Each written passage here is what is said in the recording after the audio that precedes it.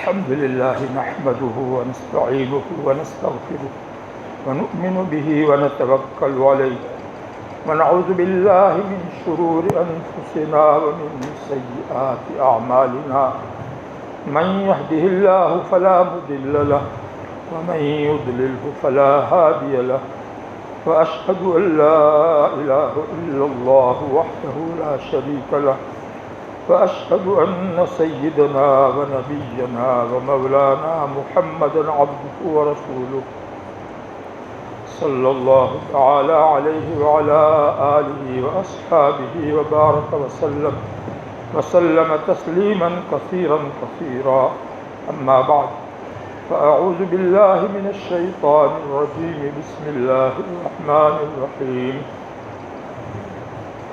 لقد كان لكم في رسول الله أسوة حسنة لمن كان يرجو الله واليوم الآخر وذكر الله كثيرا وقال الله تبارك وتعالى وما آتاكم الرسول فخذوه وما نهاكم عنه فانتهوا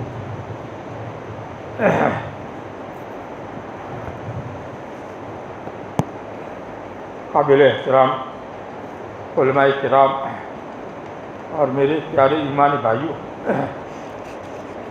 آج کی مجلس کا موضوع ہمارے پیارے نبی صلی اللہ علیہ وسلم کے اونچے اخلاق جو صحابیات نے اپنے آنکھوں سے دیکھے، مشاہدہ کیا اور اس کو حدیث میں بیان کیا۔ اس لیے بیان کیا تاکہ امت ان اونچے اخلاق کو اپناوے۔ ہم سب کو اس نیت سے یہ حدیث سننی ہے کہ اپنا سننے کے وقت میں اپنا جائزہ لے لے کہ اس پر میرا عمل ہے یا نہیں۔ اگر ہے تو اللہ کا شکر ادا کرے، اور اگر نہیں ہے تو ارادہ کر لے اب آئندہ سے اس پر عمل کروں گا۔ قرآن پاک میں اللہ رب العزت نے اس پہلی آیت میں جو ابھی میں نے آپ کے سامنے پڑھی، تمام ایمان والوں کو ترغیب دی ہے، یہ کہہ کر کہ یہ بات یقینی ہے، پکی بات ہے کہ تمہارے فائدے کے لیے اللہ کے رسول کے اندر بہترین نمونہ ہے۔ اللہ کے رسول صلی اللہ علیہ وسلم کا لفظ استعمال کیا ہے، فی رسول اللہ، نام نہیں لیا، فی محمد نہیں کہا۔ اللہ کا پیغام لے کر جو آئے ہیں ان کی عملی زندگی پوری اللہ کی مرضی کے مطابق ہے، وہ تمہارے لیے بہترین نمونہ ہے، اور اس پر عمل کرنے میں تمہارا فائدہ ہے۔ لکم پہلے کہہ دیا، لقد، اور لقد کا لفظ لگا کر کے کہا، یعنی یہ بات یقینی ہے، کوئی شک کرنے کی اس میں گنجائش نہیں ہے کہ تمہارا اس میں فائدہ ہے، اور یہ اللہ کے رسول ہے، ان کی پوری زندگی تمہارے لیے بہترین نمونہ ہے، ان کے اقوال، ان کے افعال، ان کے احوال سب تمہارے لیے اختیار کرنے کے قابل ہے، کیونکہ اس میں تمہارا فائدہ ہے۔ اور دوسری آیت میں کیا فرمایا؟ رسول جو کچھ بھی تم کو دیوے اللہ کی طرف سے پیغام، تم اس کو مضبوطی سے پکڑو، فخذوہ، ایسا نہیں کبھی عمل کیا کبھی نہیں کیا، ایسا نہیں، مضبوطی سے پکڑنا اس کو کہتے ہیں کہ پابندی سے اس کے اوپر عمل کرو۔ فخذوہ، اس میں غور کرے، ماں کا لفظ بہت عام ہے، جو کچھ بھی رسول تم کو دے، یہاں پر بھی رسول کا لفظ اللہ تعالیٰ جو ہے کا کلام ہے۔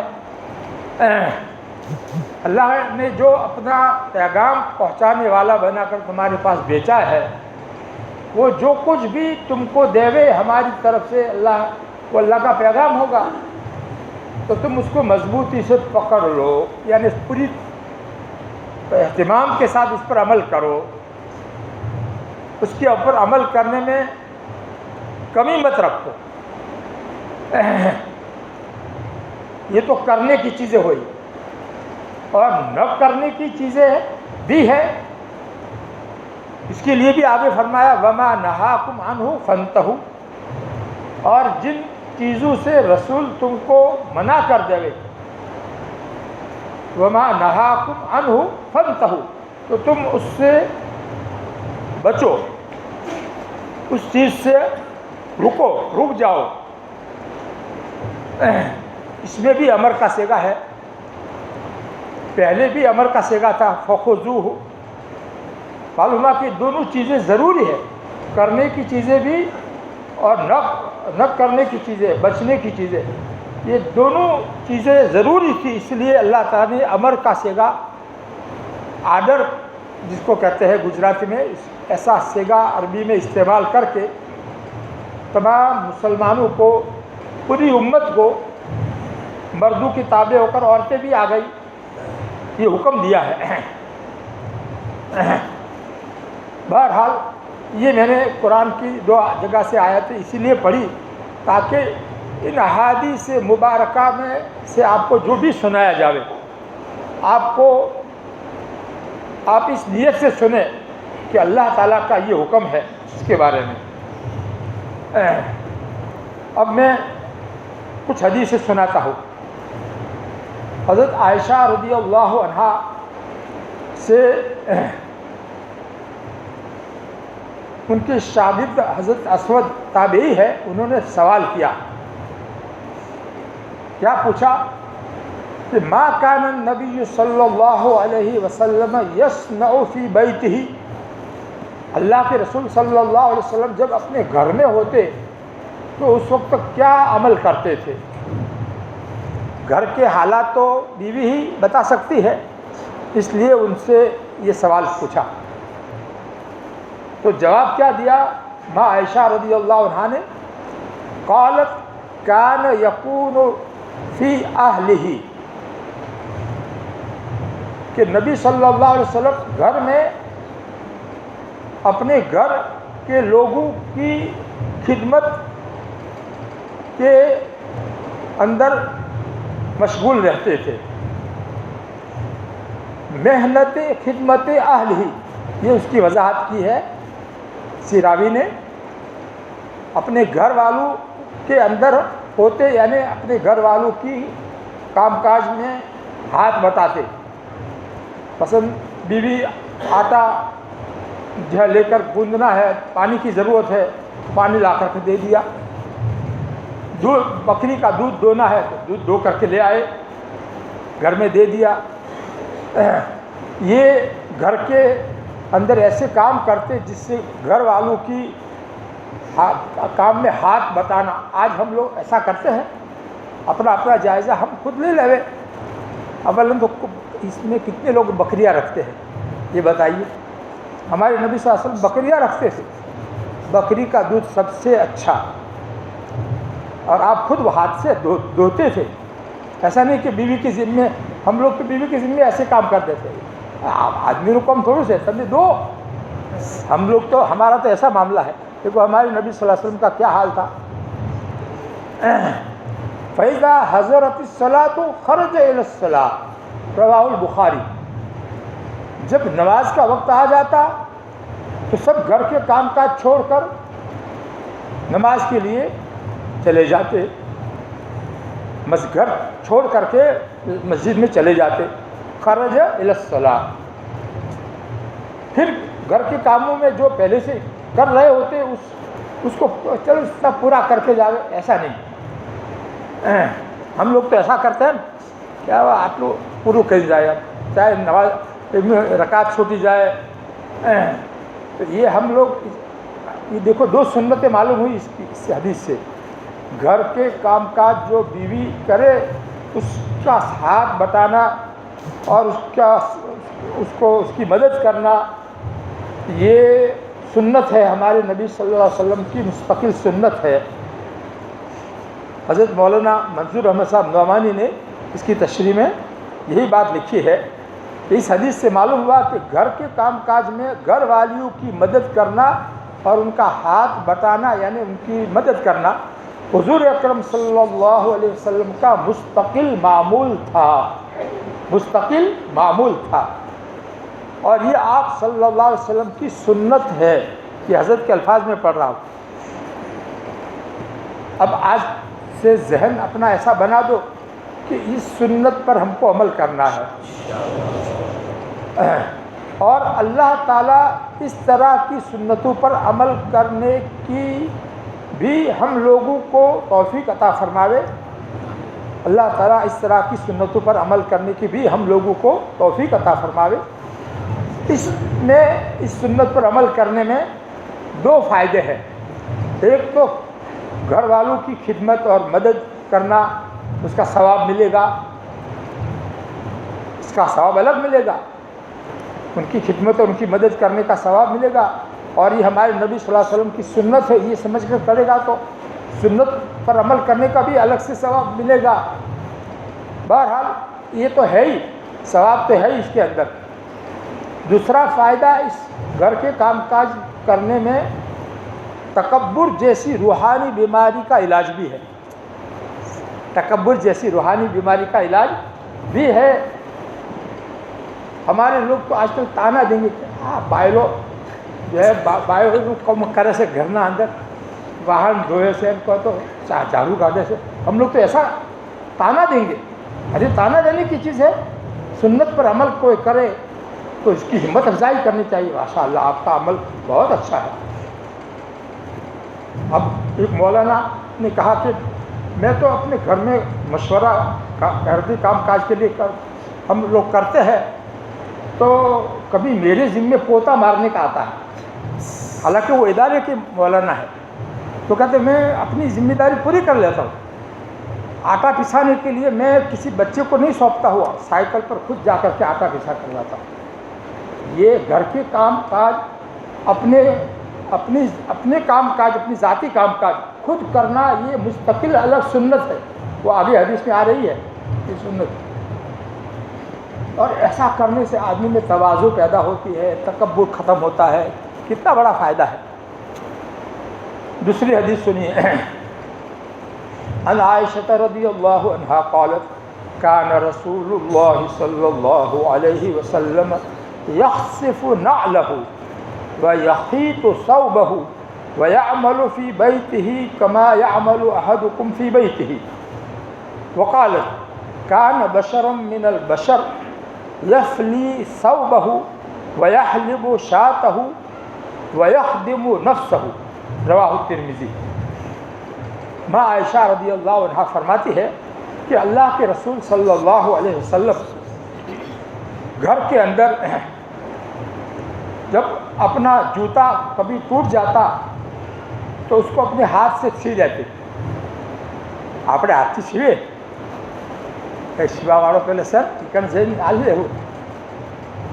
دیکھو اللہ کے نبی صلی اللہ علیہ وسلم اپنے ہاتھ سے اپنا جوتا ٹوٹ جاتا تو اس کو ٹھیک کر لیتے، سی لیتے. یخصف نعلہ. دیکھو کیسے کیسے کام کرتے تھے. ویخیط ثوبہ.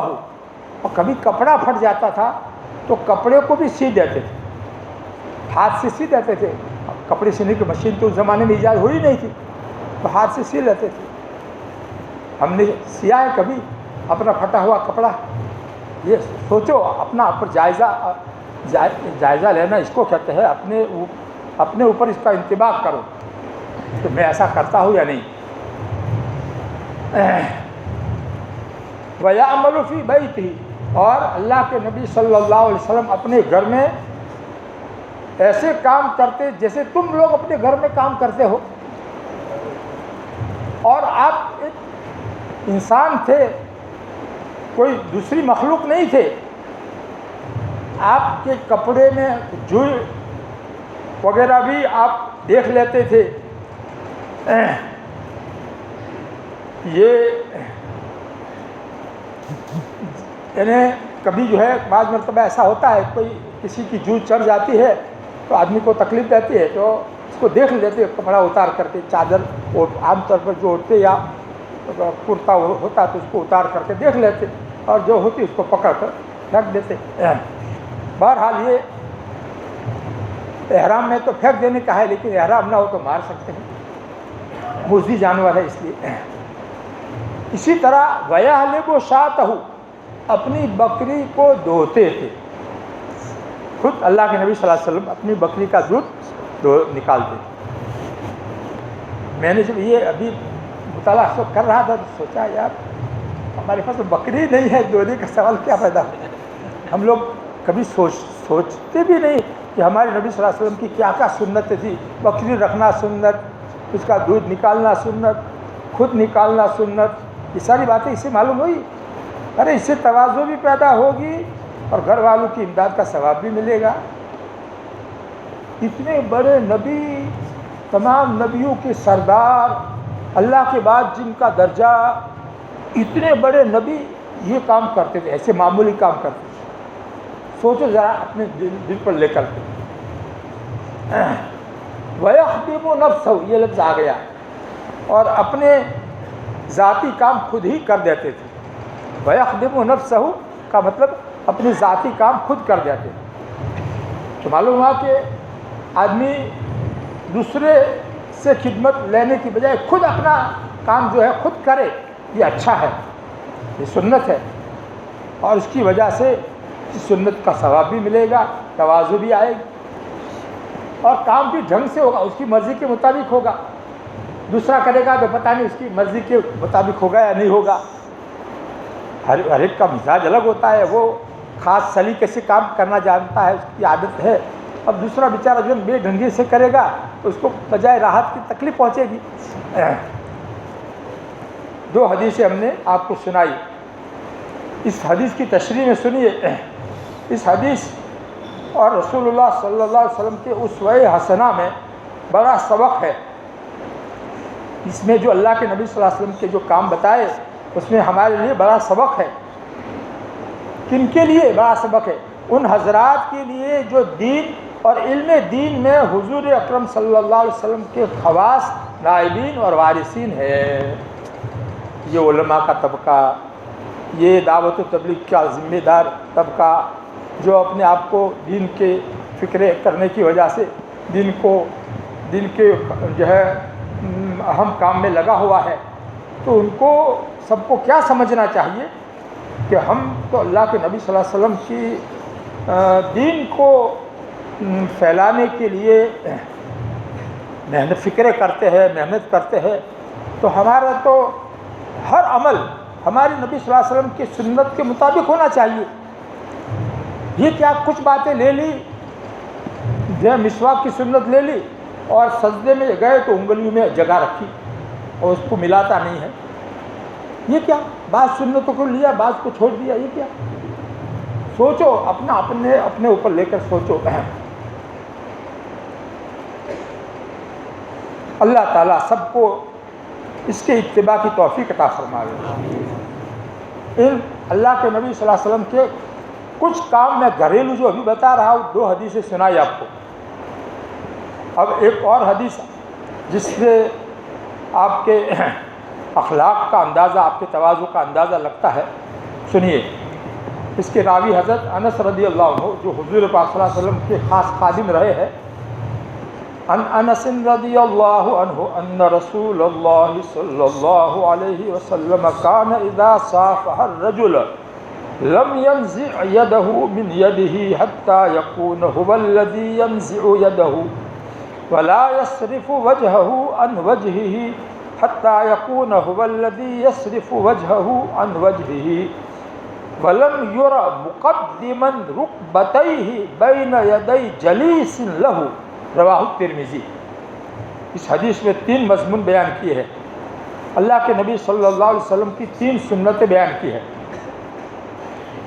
پہلی سنت یہ بیان کی ہے کہ اللہ کے نبی صلی اللہ علیہ وسلم جب کسی آدمی سے مصافحہ کرتے تو اپنا ہاتھ اس کے ہاتھ میں سے کھینچتے نہیں تھے جب تک کہ وہ آدمی نہ کھینچ لے۔ اب بتائیے، اللہ کے نبی صلی اللہ علیہ وسلم کے صحابہ، آپ کے عاشق جو ہے ان کی تو یہی تمنا ہوگی کہ ہمارا ہاتھ اللہ کے نبی صلی اللہ علیہ وسلم کے ہاتھ میں رہے. تو آپ جو ہے کتنا اپنے اوپر بوجھ برداشت کرتے ہوں گے کہ اس میں بھی جو ہے اس کو برا نہ لگے، اس کے لیے اپنا ہاتھ پہلے نہیں کھینچتے تھے، اور اپنا چہرہ اس کی طرف جو کرتے تو وہ چہرہ بھی نہیں پھیرتے تھے جب تک وہ خود اپنا چہرہ نہ پھیر دے. بتائیے کتنی بڑی تواضع کی بات ہے، اپنے آپ کو کتنا چھوٹا سمجھنے کی بات ہے. آج ہمارا حال کیا ہے؟ اس کا الٹا ہی ہے. پھر سمجھتے ہم متبع سنت ہے، ہم تو سنت پر عمل کرنے والے. داڑھی رکھ لی اور اسلامی لباس پہن لیا، اسی کا نام صرف سنت تھوڑی ہے، یہ سب سنتیں ہیں.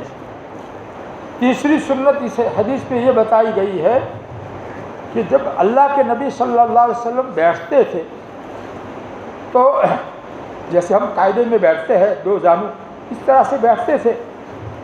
یہ بیٹھک ادب والی بیٹھک ہے.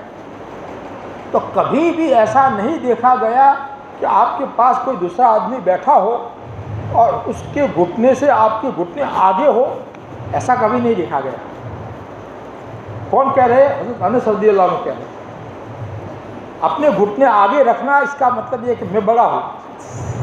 تو یہ آپ سے کبھی ایسا نہیں دیکھا گیا. کتنی تواضع کی بات ہے. میں بھی اپنے اندر عملی طور پر تواضع پیدا کرنی ہے، ان سنتوں پر عمل کر کے، ان سنتوں کو زندہ کر کے. ایسا نہیں کہ سن لیا، نئی باتیں تھی سن لی، نہیں، عمل کرنے کی نیت سے آؤ تو انشاءاللہ بہت بڑا انقلاب ہو جائے گا زندگیوں میں، اور اپنے ماحول میں انقلاب ہو جائے گا.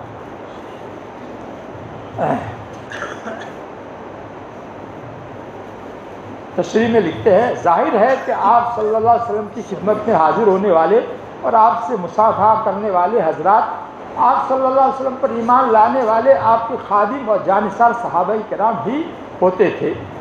ان کے ساتھ بھی آپ کا اکرام اور لحاظ کا یہ رویہ تھا جو آپ صلی اللہ علیہ وسلم کے ہمہ وقتی خادم حضرت انس رضی اللہ عنہ نے اس حدیث میں بیان کیا. ہمہ وقتی خادم نے یہ بیان کیا. افسوس ہم جیسے امتیوں نے ان اخلاق عالیہ اور اس اسوہ حسنہ کے اتباع سے اپنے کو کس قدر محروم کر لیا ہے. اتنے اونچے اخلاق سے ہم نے آپ کو ہم نے کتنا محروم کر رکھا ہے. پھر سمجھتے ہم تو دیندار ہیں، دینداری جاتی نہیں ہماری. ارے دین جو ہے کتابوں میں ہے، حدیثوں میں ہے، قرآن میں ہے، اس کے اوپر جانچو اپنی زندگی کو کہ اس کے مطابق میں کتنا عمل کر رہا ہوں. پھر سوچو، پھر فیصلہ کرو. دین کی بات کرنی ہو، سمجھانی ہو، چاہے بیان کے ذریعے سے، چاہے سبق پڑھانے کے ذریعے سے، تو اتنی اطمینان سے وہ بات کرنا سنت ہے کہ سننے والا اچھی طرح سے سمجھ سکے. جلدی بات کرنا یہ سنت کے خلاف ہے. اطمینان سے بات کرنا کہ سامنے والا اگر ہمارے الفاظ کو گننا چاہے تو گن سکے.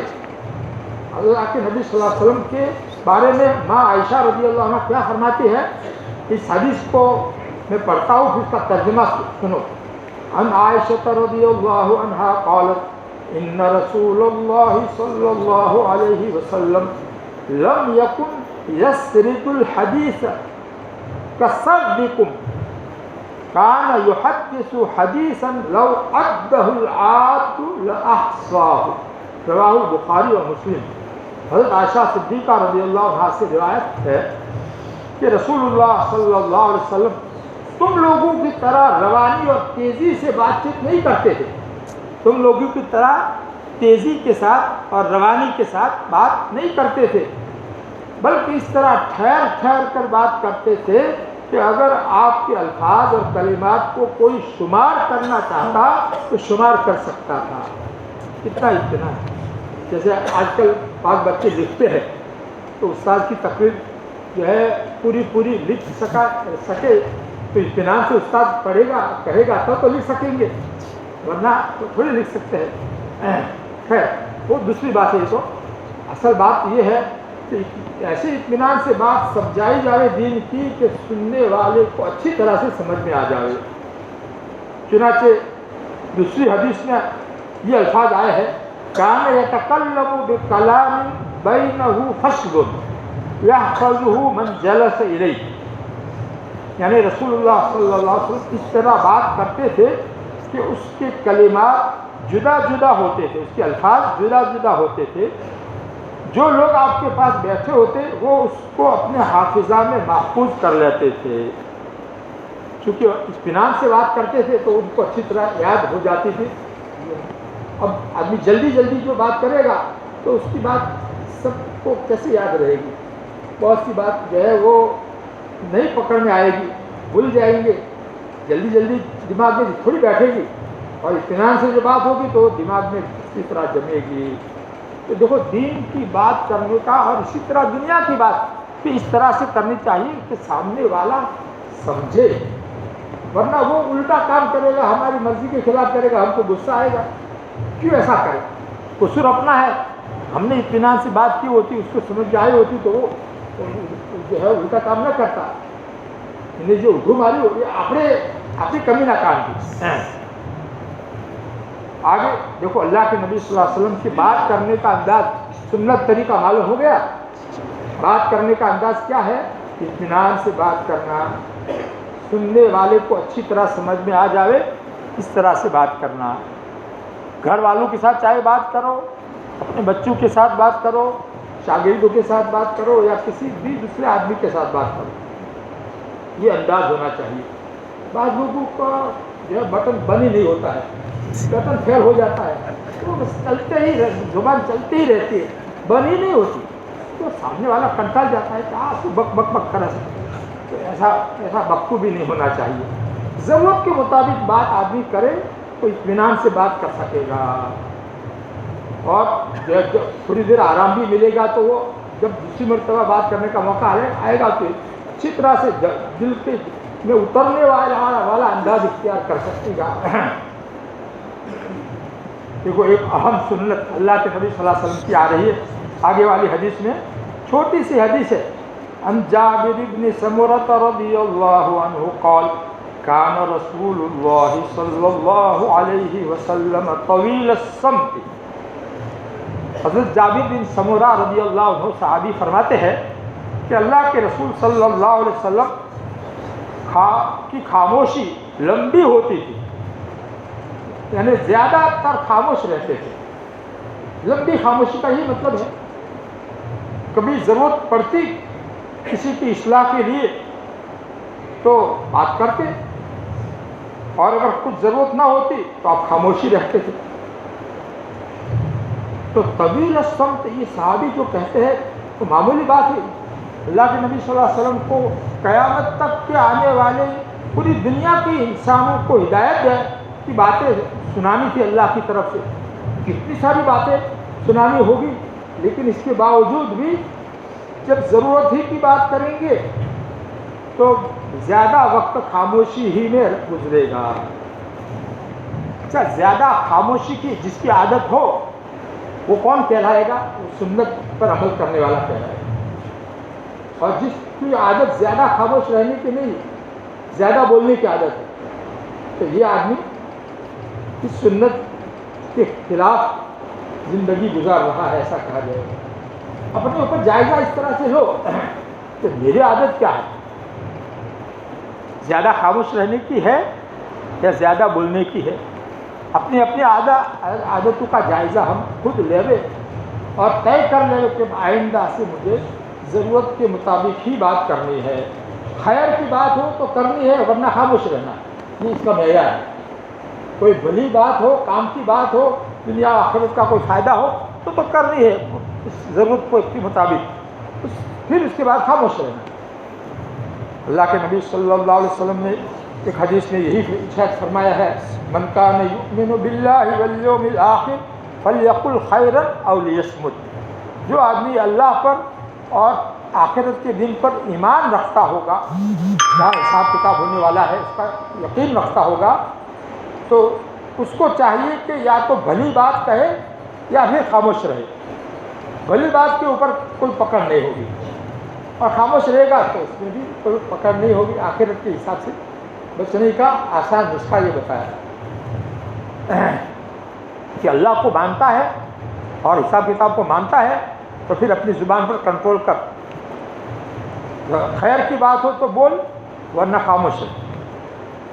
یہ معیار بتا دیا، کتنا آسان معیار ہے۔ خیر کی بات ہو تو بولو ورنہ پھر خاموش، کتنا اچھا معیار ہے۔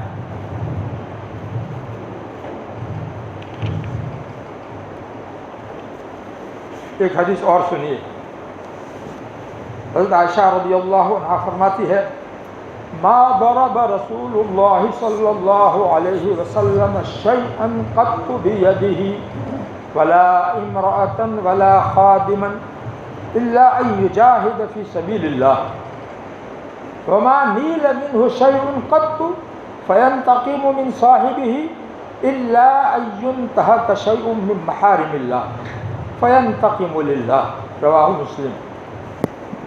اس حدیث میں دو باتیں بیان کی ہے، اللہ کے نبی صلی اللہ علیہ وسلم کی دو سنتیں بیان کی۔ پہلی سنت یہ بیان کی ہے کہ اللہ کے رسول صلی اللہ علیہ وسلم نے اپنے ہاتھ سے کبھی بھی کسی کو مارا نہیں، نہ کسی عورت کو، اپنے گھر میں 9 بیویاں تھی، باندیاں تھی، لیکن کسی کو نہ کسی عورت کو مارا اور نہ کسی خادم کو مارا۔ ہاں، جہاد میں کفار سے مقابلے میں آپ کے ہاتھ سے اللہ کے دشمن کو مار پڑی ہو اور ہلاک ہوا ہو، جیسے امیہ بن خلف کو آپ نے ہلاک کیا تھا، تو وہ بات الگ ہے، اس کا استثناء کیا ہے، یعنی اس کے علاوہ اور کبھی بھی کسی کو نہیں مارا، یہ استثناء کر کے یہ حصر کر رہے ہیں۔ آج ہمارے ہاتھ سے کتنے لوگوں کو مار پڑی ہوگی، اس کا ہم اپنے زندگی بھر کا جائزہ لے لیں، بچپن سے لے کر یعنی بالغ ہونے سے لے کر کے اب تک جو ہے، خاص کر کے پڑھانے والے جو ہے ان کے پاس بچے آتے ہیں تو جو ہے اس میں حد سے تجاوز بھی ہو جاتا ہے، تو معافی مانگنا بھی ضروری ہے۔ یہ سب چیزیں جو ہے اپنے اوپر لے کر کے دین اپنے اندر صحیح معنی میں دین پیدا کرنا ہے۔ دین صرف رسمی کچھ چیزوں کا نام نہیں ہے، دین کی حقیقت یہ احادیث میں جو ہے اس کو اپنے اندر اتارنا، اس کی فکر لے کر اگر آوے اور واقع میں اس کی زندگی میں کچھ تبدیلی آوے تو یہ آنا کہلائے گا، مفید کہلائے گا۔ دوسری بات اس حدیث میں یہ بیان کی ہے، اللہ کے نبی صلی اللہ علیہ وسلم کی دوسری سنت یہ بیان کی ہے کہ کسی شخص کی طرف سے اللہ کے نبی صلی اللہ علیہ وسلم کو تکلیف دینے والی کوئی حرکت ہوتی تو آپ صلی اللہ علیہ وسلم اس سے بدلہ نہیں لیتے، اپنی ذات کے لیے بدلہ نہیں لیتے، درگزر اور معافی کا معاملہ رکھتے تھے، معاف کر دیتے تھے۔ ہاں، اگر کوئی حرام کام کا ارتکاب کرتا، اللہ کی نافرمانی کرتا، حرام کام کر لیتا، تو پھر اللہ تعالیٰ کے حکم کو پورا کرنے کے لیے اس مجرم کو آپ سزا دیتے یا سزا دینے کا حکم دیتے۔ کسی کا ہاتھ کاٹنا ہے، چوری کی ہے، اللہ کا حکم توڑا ہے، اس کا ہاتھ آپ کاٹنے کا حکم دیتے۔ تو یہ ہوتا تھا، اللہ کی نافرمانی کوئی کرتا تو اس کے اوپر تو جو حکم اللہ کا ہوتا اس کو پورا کرتے، ورنہ اپنی ذات کے لیے کسی سے بدلہ نہیں لیتے تھے، ہمیشہ درگزر ہی کا معاملہ رکھتے تھے۔ بتاؤ، اپنے اوپر اس کو منتبک کرو، ہمارے خلاف کوئی آدمی کوئی حرکت کرے، ہم کو تکلیف دینے والی کوئی حرکت کرے، ہم کو غصہ آئے گا نہیں آئے گا؟ اور غصہ آئے گا تو ہم کیا کریں گے؟ بولیں گے اور ہاتھ بھی چلائیں گے، یہ سب کچھ ہوتا ہے۔ ہمارے نبی صلی اللہ علیہ وسلم کی سنت اس میں ہم کہاں اپناتے ہیں؟ ایسے موقع پر ہم اس سنت کو بھول جاتے ہیں، یعنی یاد ہی نہیں ہوتی، ارے جانتے ہی نہیں ہوتے بہت سے۔ تو آج پہلی مرتبہ ایسی سنت کو جاننے والے جان رہے ہوں گے، اللہ تعالیٰ اس پر عمل کرنے کی توفیق عطا فرمائے۔ ایک اور اللہ کے رسول صلی اللہ علیہ وسلم کی حدیث، آپ کا ایک اور ایسی اچھی عادت، آپ کا خلق، قرآن پاک میں اللہ تعالیٰ نے کیا فرمایا ہے؟ اِنَّكَ لَعَلَىٰ خُلُقٍ عَظِيمٍ، یقیناً آپ اونچے اخلاق پر ہے۔ اللہ تعالیٰ فرماتے ہیں اپنے نبی کو، کون کہہ رہے؟ کہنے والا کون ہے؟ اللہ تعالیٰ کہہ رہے ہیں، اور کیسی تاکیدوں کے ساتھ، ان شروع میں تاکید، اِنَّكَ لَعَلَىٰ خُلُقٍ عَظِيمٍ، لام تاکید کا اور جملہ اسمیہ، یقیناً آپ البتہ بہت اونچے اخلاق پر ہے، اخلاق کے اونچے معیار، اونچے درجے پر ہے۔ اللہ تعالیٰ ایسا کہہ رہے ہیں، اونچے اخلاق کی وجہ سے ہی آپ کو اللہ تعالیٰ قیامت کے دن اتنا بڑا مقام عطا فرمائیں گے جو کسی کو بھی نہیں ملے گا۔ تمام بنی آدم کے سرداری آپ کو ملے گی۔ خیر، تو کیا عمل آپ کا اس حدیث میں بتایا گیا ہے؟ جب فجر کی نماز ہو جاتی تو اس وقت کا یہ معمول تھا، لوگ اپنے گھروں میں سے جو خادم لوگ ہوتے، غلام باندیا، ان کو برتن میں پانی لے کر کے بھیج دیتے۔ اللہ کے نبی صلی اللہ علیہ وسلم کی برکت حاصل کرنے کے لیے آپ اس میں کہتے کہ آپ ہاتھ اس میں ڈال دیجیے۔ اب اتنے برتن سارے جب جمع ہوں گے اور سخت سردی جب پڑ رہی ہو، مدینہ کی سخت سردی، اس وقت تو پانی برف جیسا ہوتا تھا، لیکن پھر بھی آپ انکار نہیں کرتے تھے، بلکہ اس میں بھی آپ ہاتھ ڈال دیتے تاکہ ان کی دل جوئی ہو جائے۔ وہ بیچارے اس نیت سے آئے ہیں کہ برکت ہمیں حاصل ہو، شفا، بیماری سے شفا ملے، اس لیے وہ پانی لے کر آئے ہیں، تو آپ سب میں ہاتھ ڈال دیں۔ یہ روایت میں پڑھتا ہوں، ان انس رضی اللہ عنہ قال كان النبي صلی اللہ علیہ وسلم اذا صلى الغداة جاء خدم المدینة بآنیتهم فيها الماء فما يأتون بإناء إلا غمس يده فيها فربما جاءه بالغداة الباردة فغمس يده فيها رواہ مسلم۔ اتنی اونچے درجے کی کتاب حدیث کی مسلم، صحیح مسلم، اس کے حوالے سے یہ حدیث بیان کی ہے۔ اس کی تشریح میں سناتا ہوں۔ مدینہ منورہ میں سردی کے خاص موسم میں سخت سردی ہوتی ہے اور برتنوں میں رکھا ہوا پانی برف جیسا ٹھنڈا ہو جاتا ہے۔ اس حدیث سے معلوم ہوا کہ حضرت صلی اللہ علیہ وسلم پانی لانے والے کی دلداری کے لیے اور اس عمل کو بندگان خدا کی خدمت تصور فرماتے ہوئے اس برف جیسے ٹھنڈے پانی میں بھی دست مبارک ڈال دینے کی تکلیف برداشت فرماتے تھے۔ حضرت انس رضی اللہ عنہ کے اس بیان سے یہ بھی معلوم ہوا کہ ایسا نہیں تھا کہ کبھی اتفاقاً ہی کوئی شخص برتن میں پانی لے آتا ہو اور آپ صلی اللہ علیہ وسلم اس میں اپنا ہاتھ مبارک ڈال دیتے ہو، بلکہ یہ گویا روزمرہ کا سا معمول تھا۔ کان کا لفظ ہے، کان النبی صلی اللہ علیہ وسلم، روزمرہ کا معمول تھا، لوگ ایسا لے آتے تھے۔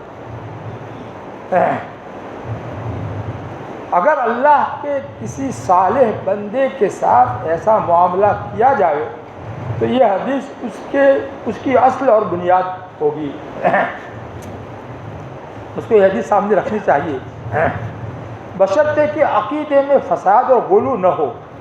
حضرت مولانا منصور صاحب نعمانی تو بات نہیں چھوڑتے، بشرطے کہ عقیدے میں فساد اور غلو نہ ہو تو ایسا کرنا چاہیے، اور اگر عقیدے میں فساد اور غلو پیدا ہو رہا ہو تو بند کر دینا چاہیے۔ یہ جو ہے عالم آدمی ہی ایسی قید حدیث کی شرح میں لگا سکتا ہے۔ ظاہر ہے کہ جو ہے گہرا علم نہیں ہوگا تو حدیث کی شرح صحیح طریقے سے نہیں کر سکے گا۔ خیر،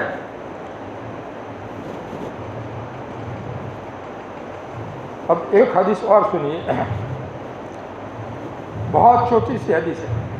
عن جابر رضی اللہ عنہ قال ما سئل رسول اللہ صلی اللہ علیہ وسلم شیئا قط فقال لا، رواہ البخاری و مسلم۔ اللہ کے رسول صلی اللہ علیہ وسلم سے کسی بھی چیز کا کبھی بھی سوال نہیں کیا گیا کہ جس پر آپ نے نہ کہا ہو، بلکہ جو بھی سوال ہوتا آپ اس کا سوال پورا کر دیتے، کبھی بھی ایسا نہیں کہا نہیں آپ کا یہ سوال پورا کرنے کی ہمارے پاس گنجائش نہیں ہے، کبھی ایسا نہیں۔ تشریح سنیے، مطلب یہ ہے کہ حضور اکرم صلی اللہ علیہ وسلم کی عادت مبارکہ تھی کہ آپ صلی اللہ علیہ وسلم سے جب کسی چیز کا سوال کیا جاتا کہ یہ چیز ہمیں عنایت فرما دیجئے، یہ ایک عورت جو ہے چادر اور جو ہے آپ صلی اللہ علیہ وسلم کے لیے لے کر آئی بن کر کے، اور کہنے لگی میں اپنے ہاتھ سے اس کو بن کر کے لائی ہوں، آپ کی ضرورت کے لیے، آپ کو پہننے کے لیے دیتی ہوں۔ آپ نے اس کو پہنی، بہت اچھی چادر، ضرورت تھی آپ کو۔ اتنے میں دوسرے صحابی نے کہا حضرت یہ چادر تو بہت اچھی ہے، آپ مجھے عنایت فرما دیجیے۔ آپ نے گھر میں جا کر کے پرانی جو چادر تھی لنگی وہ پہن لی اور اس کو اتار کر کے ان کو دے دی۔ تو دوسرے صحابہ نے ان پر کہا کہ یار تم نے اچھا نہیں کیا، مانگ لیا، اللہ کے نبی صلی اللہ علیہ وسلم کو ضرورت تھی اس کی، آپ نے اس کو لیا تھا، تو آپ جو ہے تم نے اس کو کیوں مانگا؟ کہا کہ میں نے اپنی پہننے کے لیے نہیں مانگا ہے، میرا کفن بنے اس کے لیے میں نے مانگا ہے، آپ کے جسم مبارک پر لگ جانے کی برکت اس کو حاصل ہے، تو میرا کفن بنے اس کے لیے میں نے اس کو تو مانگا ہے۔ خیر، صحابہ ایسے عاشق تھے۔ تو اس حدیث کی تشریح میں کوئی آدمی آ کر کوئی سوال کرتا تو آپ نے کبھی بھی نہیں ایسا نہیں کہا ہے۔ عربی میں لا کے معنی نہیں، یہ کہہ کر انکار کیا ہو، کبھی بھی ایسا نہیں ہوا ہے جس سے سوال کرنے والے کی دل شکنی ہو، دل ٹوٹ جاوے۔ اگر وہ چیز موجود ہوتی تو عطا فرما دیتے، ورنہ عذر فرما دیتے اور دعا فرما دیتے۔ الغرض سوال کرنے والے کو آپ کبھی بھی لا کہہ کر نفی میں جواب نہیں دیتے تھے۔ بظاہر یہ ایک معمولی سی بات معلوم ہوتی ہے، لیکن حقیقت یہ ہے کہ یہ انتہائی غیر معمولی بات، انتہائی غیر معمولی بات نہیں ہے، بہت اہم بات ہے۔ کسی شخص کے کسی مطالبہ یا سوال کے جواب میں کبھی بھی نہ کہنا آخری درجے کی کریم النفسی، شرافت طبع اور عالی ظرفی کی دلیل ہے۔ خوش نصیب ہے وہ لوگ جنہیں اللہ تعالیٰ وہبی طور پر یہ صفات نصیب فرما دے، ان کو اللہ تعالیٰ نے ایسی اچھی عادت دی ہو، وہ خوش نصیب ہے۔ اسی طرح وہ اللہ کے بندے جو ان صفات سے آراستہ اللہ والوں کے ساتھ رہ کر اپنے اندر یہ اخلاق پیدا کرنے کی کوشش کرتے ہیں، وہ بھی بہت قابل رشک ہے۔ اللہ والوں میں یہ صفات ہوتے ہیں، نہ کہنا کبھی بھی کسی کو، اس سنت پر عمل کرتے ہیں، ہوتا ہے دے دیتے ہیں، نہیں ہوتا ہے عذر کر دیتے ہیں۔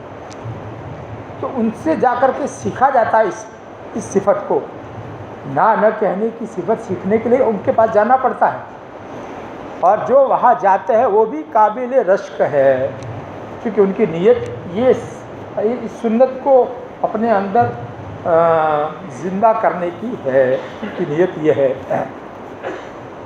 اب آگے ایک حدیث اور سنا دوں۔ حضرت انس رضی اللہ عنہ سے روایت ہے، وہ کہتے ہیں کہ میں اللہ کے رسول صلی اللہ علیہ وسلم کے ساتھ جا رہا تھا، تو اللہ کے رسول صلی اللہ علیہ وسلم کے اوپر ایک چادر، آپ چادر اوڑھے ہوئے تھے، یمن کی بنی ہوئی چادر تھی، اس کے کنارے موٹے تھے، اس کے چادر کے جو کنارے تھے وہ موٹے تھے، پتلے نہیں تھے۔ ایک گوار یعنی جنگل کا رہنے والا بدو آیا، ہاں نبی صلی اللہ علیہ وسلم کے آداب کو جانتا نہیں تھا، اس نے پکڑا اس چادر کو اور پکڑ کر کے اس زور سے کھینچا کہ اس بدو کے سینے سے آپ صلی اللہ علیہ وسلم لگ گئے، اتنا زور سے کھینچا کہ آپ اس کے سینے سے لگ گئے، اتنا زور سے کھینچا۔ کتنی کیسی تکلیف کی بات ہے، اور اس زور سے کھینچنے کی وجہ سے آپ صلی اللہ علیہ وسلم کی گردن مبارک کے ایک طرف نشان بھی پڑ گیا، چادر کے کنارے موٹے تھے، اس کی وجہ سے نشان بھی پڑ گیا۔ کیسی تکلیف ہوئی ہوگی۔ پھر اس گوار بدو نے کہا، اے محمد، تمہارے پاس جو اللہ کا مال ہے، تم اپنے آدمیوں کو حکم دو کہ وہ اس میں سے مجھ کو دے۔ اللہ کا مال ہے یعنی زکوٰۃ کا صدقات کا جو مال ہے اس میں سے وہ مجھ کو دے، ایسا تم حکم دو، ایسا کہہ رہا ہے۔ حضرت انس رضی اللہ عنہ جو یہ واقعہ دیکھ رہے تھے وہ کہتے ہیں کہ اس کے بعد اللہ کے رسول صلی اللہ علیہ وسلم نے اس گوار اور بدو یعنی دیہاتی آدمی کی طرف دیکھا اور غصہ کرنے کی بجائے اس کی اس حرکت کے اوپر ہنسے۔ سوچو تو صحیح، غصہ آنا چاہیے، اس کی بجائے ہنسے۔ اس کو کہتے ہیں ہنس کر ٹال دینا، اور اس کو کچھ دینے کا حکم بھی فرمایا کہ بھی ان کو کچھ دے دو، جن کو جو منتظم تھے ان کو کہا کہ ان کو کچھ دے دو۔ ایسا بھی نہیں کہ غصے میں آ کر کے اس کو مت دینا، ایسا نہیں، غصہ نہیں نکالا، دینے کا حکم دیا۔ بتاؤ یہ صفات ہمارے اندر ہے؟ ہمارے ساتھ کوئی ایسا سلوک کرے تو ہم کتنا غصہ آئے گا، ہم اس کو دیں گے، ہم اس کے سامنے ہنسیں گے یا آنکھیں نکالیں گے؟ یہ سوچنے کی بات ہے۔ آج ہم نے دین کس کو سمجھ لیا ہے، دھوکہ لگ گیا ہے ہم کو، کچھ کام کر کے اس کو اپنے آپ کو دیندار سمجھ لیا ہے۔ بھئی دین کے کچھ کام کر لینے سے آدمی دیندار نہیں بن جاتا ہے، جب تک کہ سارے دین کی باتوں پر عمل نہ کرے جو اس کے لیے ضروری ہو۔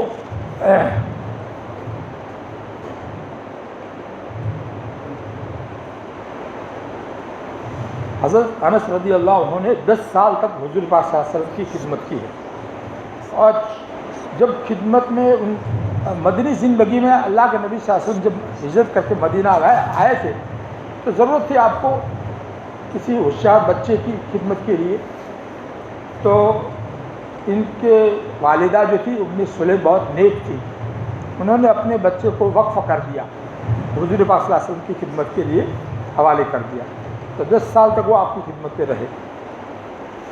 آپ خود سوچو اس وقت ان کی عمر کتنی تھی، 10 سال کی۔ آپ کی جب وفات ہوئی اس وقت ان کی عمر 20 سال کی، تو 10 سال کا بچہ جو ہے نا وہ خدمت میں کبھی ایسا بھی مرضی کے خلاف بھی کام کر سکتا ہے، لیکن وہ کہتے ہیں 10 سال کے پورے عرصے میں کبھی اللہ کے نبی صلی اللہ علیہ وسلم نے مجھے ایسا نہیں کہا تم نے یہ کام کیوں کیا، تو ایسی ڈانٹ کبھی نہیں دی، تم نے کام کیوں نہیں کیا، ایسی کبھی نہ کرنے پر بھی ڈانٹا نہیں، کرنے پر بھی ڈانٹا نہیں، اور کبھی ناراضگی کا اظہار کرنے کے لیے اف بھی نہیں کہا۔ طبیعت کے خلاف کوئی کام ہو جاتا ہے تو آدمی اف کیا کر کے ناراضگی کا اظہار کرتا ہے، یہ لفظ بھی نہیں کہا۔ کتنے اچھے اخلاق، صبر اور حلم کتنا اونچا درجے کا ہے، آج ہمارے اندر اس کی کتنی کمی ہے، ذرا سوچے، ہر ایک اپنے بارے میں سوچے، ہمارے اندر اس کی کمی ہے کہ نہیں ہے؟ بات میں غصہ کر دیتے ہیں، ہاتھ اٹھا دیتے ہیں، پتہ نہیں کیا کیا ظلم کر دیتے ہیں جانوروں پر، انسانوں پر، یہ اس کی وجہ سے ہماری دعائیں قبول نہیں ہوتی۔ ایک حدیث، بس جو وقت پورا ہو گیا ہے، اب جو ہے اللہ تعالیٰ ہمیں ان باتوں پر عمل کرنے کی توفیق عطا فرمائے۔ دعا کر لیجیے۔ لا الہ الا اللہ العظیم الحلیم، سبحان اللہ رب العرش العظیم، الحمد للہ رب العالمین، اللہم صل علی سیدنا وعلی آل سیدنا محمد وبارک وسلم۔ فلا تحب وترضى عدد ما تحب. اے رب کریم، آپ نے اپنے محبوب اور تمام انبیاء کے سردار کی امت میں ہمیں پیدا کر کے بہت عظیم احسان کیا ہے. ہمیں اس کی خوب قدر کرنے کی توفیق عطا فرمائے. اور آپ کے ہم محبوب صلی اللہ علیہ وسلم کی ایک ہی سنت اور ایک ہی ادا آپ کو پسند ہے، اس پر ہم سب کو عمل کرنے کی توفیق عطا فرمائیے. یا اللہ، آج تک ہم لوگ بہت سی سنتوں پر عمل نہیں کر رہے تھے. آج کی مجلس میں یہ احساس ہوا کہ ہمیں بہت کچھ ضرورت ہے. آپ کے حبیب صلی اللہ علیہ وسلم کی اتباع ہماری زندگی میں نہیں ہے. آپ نے حکم دیا ہے ان کی اتباع کرنے کا اور اس کا فائدہ بتایا ہے کہ اللہ تعالیٰ تم سے محبت کریں گے. اس کے باوجود، یہ سب سننے کے باوجود، ان کا ترجمہ سنانے کے باوجود خود ہماری زندگی میں اس کی بہت کمی ہے، بہت کمی ہے. اللہ آپ سے معافی مانگتے ہیں. اللہ بولا، زندگی ایک ہی بار ملتی ہے، بار بار نہیں ملتی. یا اللہ کچھ آپ کے سامنے آنے سے پہلے آپ کے حبیب کی سنت وغیرہ شیدائی بنا دیجیے، عاشق بنا دیجیے. میں اس کی اللہ خوب محبت عطا فرمائیے اور اس کو خوب عمل کرنے کی توفیق نصیب فرمائیے. ربنا تقبل منا انك انت السميع العليم وتب علينا يا مولانا انك انت التواب الرحيم. وصلى الله تعالى على خير خلقه محمد وآله وصحبه اجمعين. آمين.